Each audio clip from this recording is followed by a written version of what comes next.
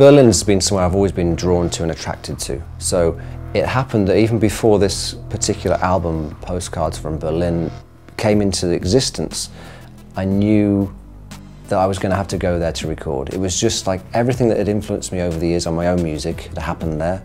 And I knew that the sound I wanted a cold, East European winter kind of sound.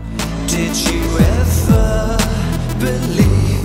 Firstly, recording at the Hansa Meistersaal was almost like a very important personal journey. I mean, all the Depeche Mode albums that I loved years ago were recorded there. The Bowie trilogy, the U2's Achtung Baby. This was a special room that most people never get to stand in. And we sort of had to beg our way into it to be able to even afford it. So to go into that room and actually stand there where all these other artists had stood and record in the same room had just a very special energy.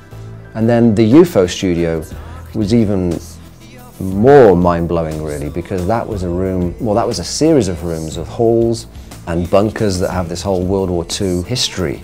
And the sound in those rooms is just, you can't get it anywhere else. I've not heard anything like it anywhere. There's no point in going to a studio in Berlin and recording a piano in a controlled room.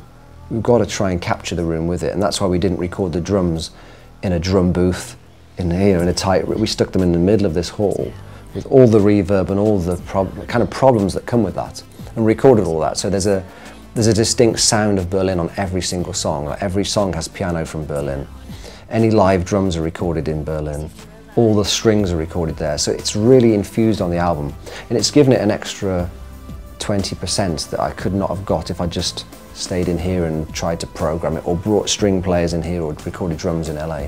There's something very special about those rooms, the atmospheres, the history of them. That was worth the trip in itself.